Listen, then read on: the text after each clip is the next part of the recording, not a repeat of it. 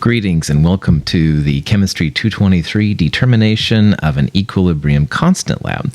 I'm glad to have you here. This lab, the Determination of Equilibrium Constant Lab, is all about the equilibrium constant Kc.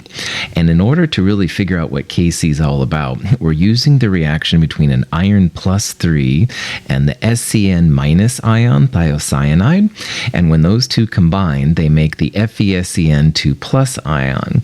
This color is kind of a blood red color in concentrated solutions. It can be kind of orange red too, but blood red is the way to go.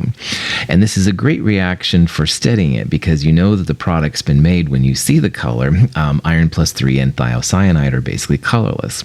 Now Kc, like all equilibrium constants, is products over reactants.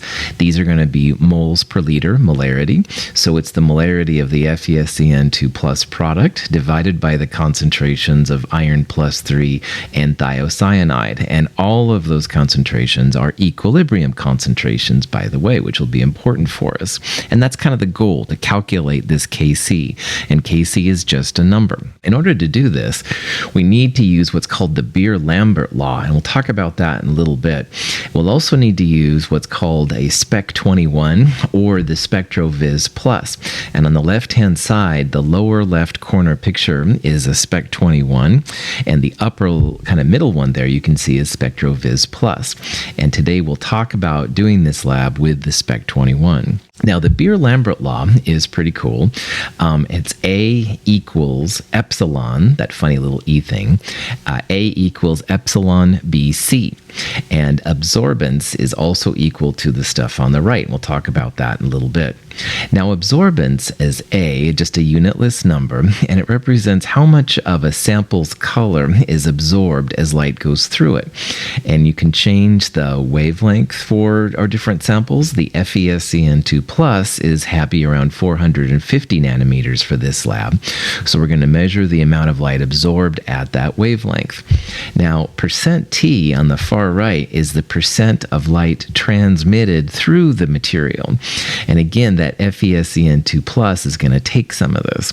We're going to see that it's easier to record percent transmittance and convert to absorbance, which is easy.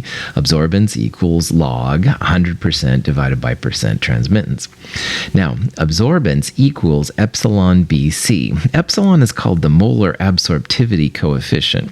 It's usually a big positive number, and it represents how much, if you will, energy is needed to absorb the sample. There's a lot of cool things you can do with it we won't talk about here. B is just the path length, the path that the light actually travels through in the sample, and for this lab it's always 1.00 centimeters, which means you don't have to worry about B, let's be honest. And C is the concentration at equilibrium of FeSCN2 plus. Concentration here being moles per liter or molarity. The big M there stands for molarity. So you can see then that absorbance is directly proportional to the concentration. So as the concentration of something goes up, the absorbance goes up, and we can relate all of this back to percent transmittance if necessary. So in this lab, which has two parts, part A, the goal is to find that molar absorptivity coefficient, that little epsilon thing right there that you see. And epsilon is what we're going to be after. So in part A, the intent was to use a lot more iron relative to the thiocyanide. And if you do that, then we can assume that that small limiting reactant thiocyanide is completely converted into FeSCN2 plus. So we can measure out and figure out how much SCN minus we have, and then by default, in part A only, that's going to equal the blood red FeSCN2 plus. And I use the idea that if you have 100 people and one piece of pizza, that one piece of pizza is gone because there's not enough pizza for the people around. That's kind of the idea here. All the thiocyanide, the SCN minus, is being turned into FeSCN2 plus because you have such an excess of iron. So if you record these then in a Spec 21, you'll get then the absorbance values. And if you plot absorbance versus the FeSCN2 plus at equilibrium, you should see a straight line. That's the Beer-Lambert law that we talked about earlier. And if you have a straight line, a linear regression is something that you can do. It allows you to tell the best fit slope, y-intercept, and correlation coefficient. And the important one for this lab is the slope, because slope is essentially equal to that molar absorptivity coefficient. So we'll plot absorbance on the y-axis, the FeSCN2 plus at equilibrium on the x-axis, and for part A, the slope of that line that's going to be generated will be equal to epsilon. So epsilon's kind of the holy grail of part A. You will create a computer-generated graph, and you will do the linear regression on the computer or on your phones or something like that. We'll talk about that in the lab more later. So once you have this epsilon, we can move on to part B. And in part B, we're actually going to determine the value of that equilibrium constant K sub C. So we'll use the epsilon from part A, and that's going to help us find that blood red FeSCN2 plus for 5 different solutions.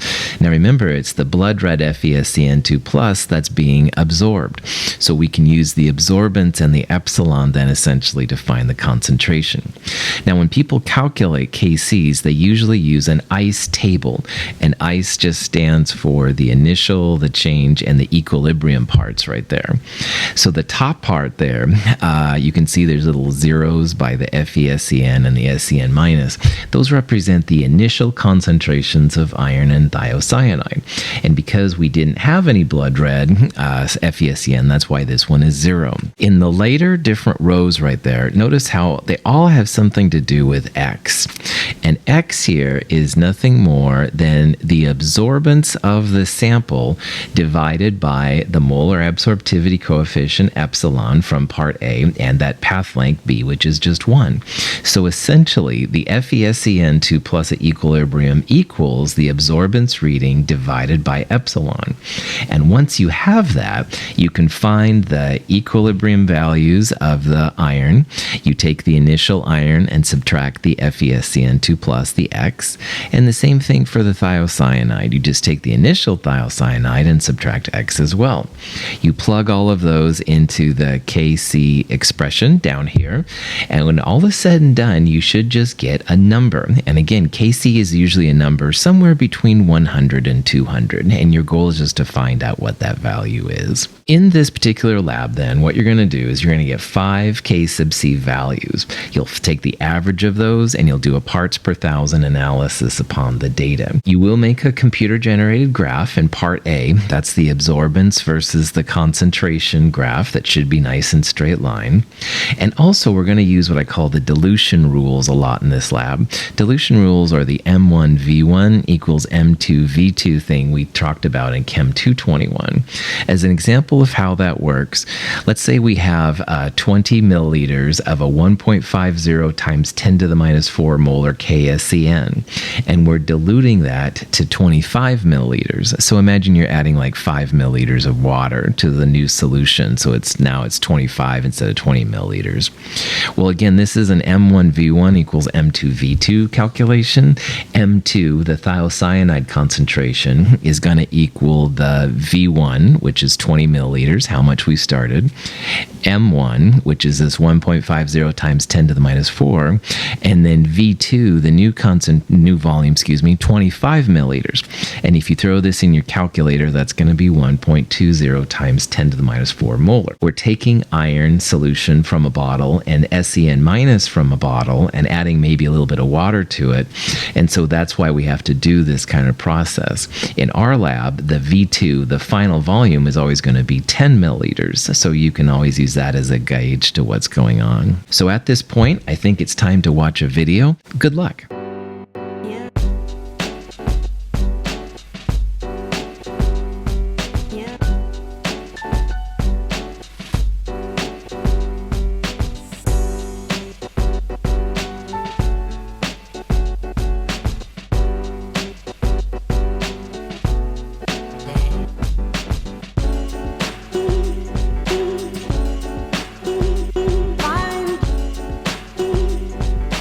Find